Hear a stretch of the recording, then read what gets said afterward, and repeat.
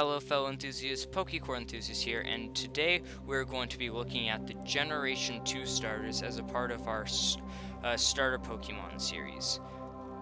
If you guys enjoy what I do, make sure to hit that like button and to subscribe. We are only 3 subscribers away from hitting that sweet 50 subscribers, and it would mean a lot to me if we could hit that by the end of the year. Month. Also, if you guys want to join in on the fun and be part of an active and growing community, make sure to join in my Discord channel. There's a link to it in the description of this video. We are at over 80 members now, so we're growing fast, and there are giveaways and all sorts of fun that happens on the server. So today we're going to be talking about the Generation 2 starters. First, we're going to talk about Meganium, which is, once again, what I view as one of the most worthless starter Pokemon. It and Venusaur are pretty much worthless together, but technically Venusaur has better stats, so you could count Meganium as more worthless than Venusaur, but in my eyes, they're both as bad. So one of the reasons that Meganium is bad is the same reason that Venusaur is bad. Its moveset. Its moveset is absolutely terrible. Notice the major thing, all of its actually good moves, the moves that are made for its stats, are grass-type moves. That's all it has. And it's not even a very good attacker in total. Its total stats are pretty low. It doesn't have a good move set. It's just not a very good Pokemon in total. If you really wanted to use it, just Body Slam, Solar Beam, Modest. It's not good though. I wouldn't suggest using it at all. Now, next we have Typhlosion. So Typhlosion, which starts out as Cyndaquil, is a lot better than Meganium, just in the fact that, first off, the stat that it uses is actually a semi-decent number, and its moveset isn't actually all too bad. So Dex moves Typhlosion. So when looking at Typhlosion's moves, we can see that it has a couple of different ones. It has Double Edge, and it has, basically you'd be using Flamethrower and I forgot they took out Eruption, but yeah, just Flamethrower and Burn Up. The reason I put this over Venusaur is, once again, it's a bad Pokemon. One of the things that makes Venusaur even worse though is just the fact that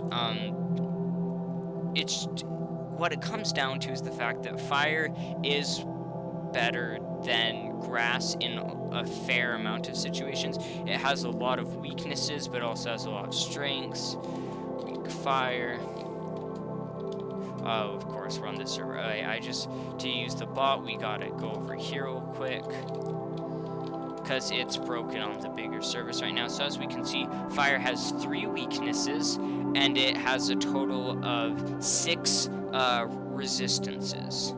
Now, grass has 5 weaknesses, so 2 more weaknesses, and has 2 less resistances. And if we look at their offensive capabilities, we can see that the trend continues. Fire is super effective against 4, and only 4 types resist it, while grass is only super effective against 3 and gets resisted by a whopping 7 different areas.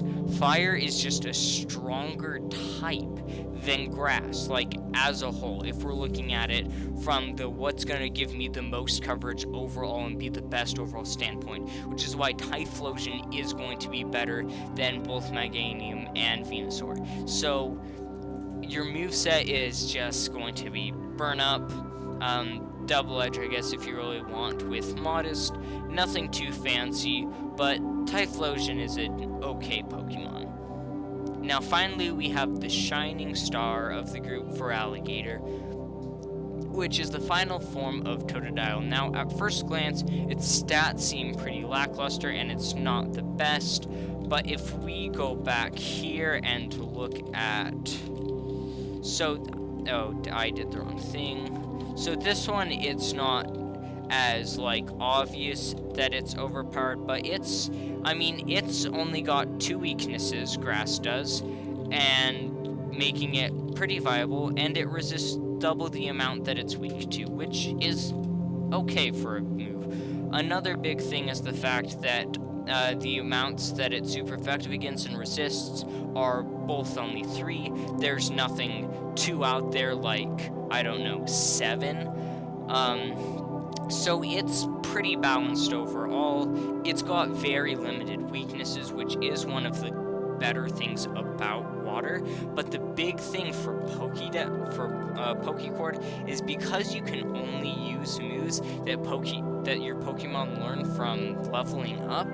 Having a good level up moveset is huge, and having just a good moveset in general, because a lot of Pokemon in Pokecord don't have good movesets.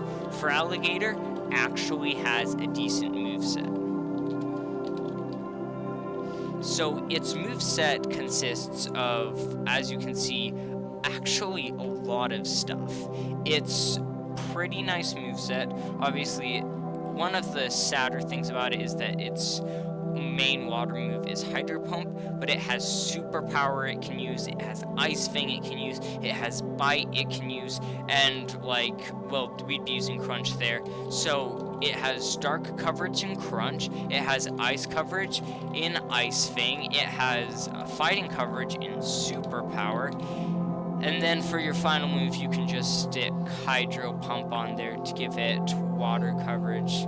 There's not like, it's water, like, honestly, for him, I would just suggest replacing, as a moveset for Alligator, I would suggest going Aqua Tail, Superpower Ice Fang Crunch with an Adamant Nature. That'll give him a wide variety of moves and some good damage. Obviously, when buying one, the main thing that you're going to have to be worried about and looking at is that attack, because if it doesn't have a good attack, it's not going to be very good. But I would say it's a pretty underwhelming generation. And if Totodile didn't have such a good move set, then I would say it would be the worst generation. But luckily for Alligator, comes through and has a really good move set in Pokecord, which earns it the title as the best Generation 2 starter Pokemon.